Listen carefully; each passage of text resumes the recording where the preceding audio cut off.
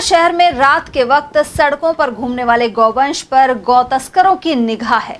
कोतवाली थाना क्षेत्र में गत देर रात करीब 2 बजे जिला कलेक्टर निवास के पीछे गौ तस्करों ने एक गौवंश को उठाने की कोशिश की।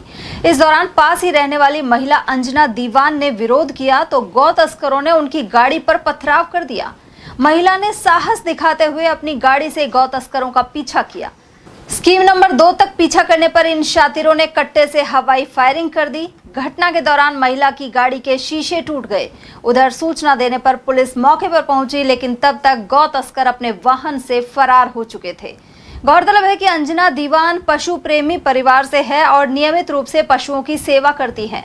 उधर घटना की जानकारी मिलते ही पशु प्रेमी वरुण विरमानी, गोमा सरदार, मयंक शर्मा, ऋचा भारद्वाज और बोनी पहलवान भी मौके पर पहुंचे। उधर पुलिस मामले की जांच में जुट गई है। शहर की बेटियां हैं, हमारे समाज की शेरनी है। हम इसको शेरनी का तमगा दे चुके हैं हमारे समाज की।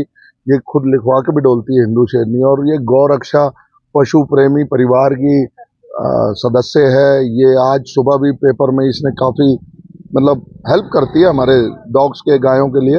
लेकिन आज इस पर ही हमला हो गया, जिसका हमें बड़ा खेद है। मेरे को रात को इसका फ़ोन आया, मैं घर से सोता हुआ भागा कि इस पे हमला कर दिया। ये जो गौ तस्कर हैं, इन्होंने गाय उठाने के बाद इस बच्ची पे हमला करा है, फायरिंग करी है। और उसके बाद हालात ये हैं कि आप गाड़ी देख सकते हैं, इस पे बोतलें मारी हैं, पत्थर मारे हैं।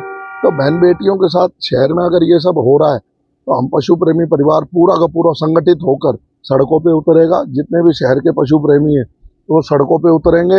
हम अगर जानवरों की लड़ाई सड़कों पे लड़ने के लिए अब हम तैयार हैं, क्योंकि हम कुत्तों की लड़ाई लड़ रहे हैं, गायों की लड़ाई भी हमें लड़नी पड़ेगी। क्योंकि हालात ये रात के समय शहर में बच्चियां सुरक्षित नहीं है। जैसा हालात है आपके सामने, गौ तस्कर आ नहीं रहे, वो तो आते हैं। स्कीम नंबर 2 का यही हाल है।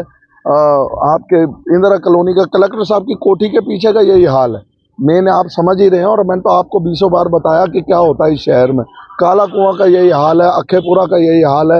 अभी 7-8 दिन पहले अपने ये जो स्कीम नंबर 10 SC क्वार्टर, यहाँ से गौ तस्कर गाय भरते पकड़े गए। तो मैं अकेला अब तो हिम्मत हार चुका था, लेकिन इस बच्ची का फ़ोन आया तो मैं घर से निकला तुरंत।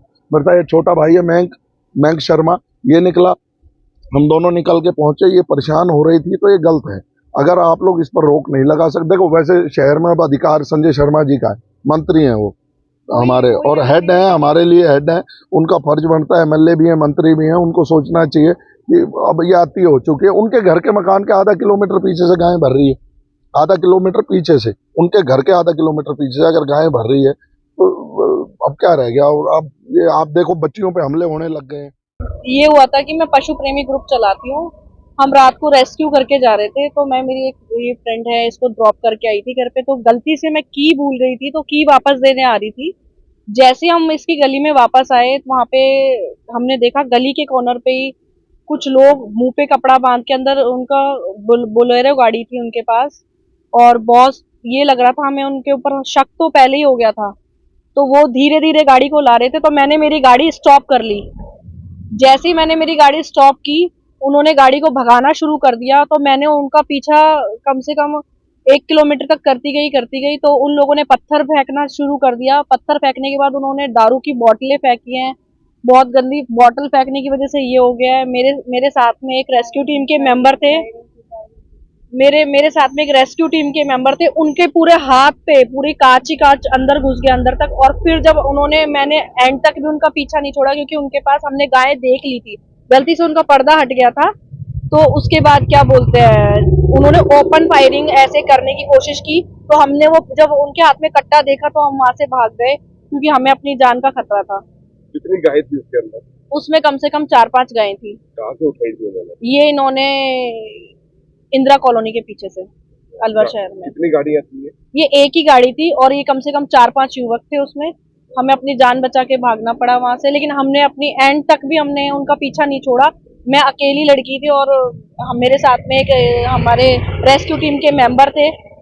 आप देख सकते हो, सुबह के 4:30 बज रहे अभी भी।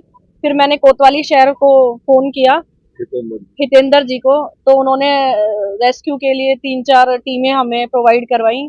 हमने पीछा भी किया, देखा भी, लेकिन वहाँ पे पीछा किया था आप लोगों ने? हमने इनका स्कीम 2 स्कीम 2 से भी आगे खन्ना स्कूल है ना? खन्ना स्कूल तक पीछा किया हमने उनका। गौरतलब है कि इससे पहले भी पिकअप में गौवंश को डालकर ले जाने की घटनाएं सामने आ चुकी हैं। कुछ मामलों में लोगों ने विरोध किया और गौ तस्करों की कोशिश विफल कर दी।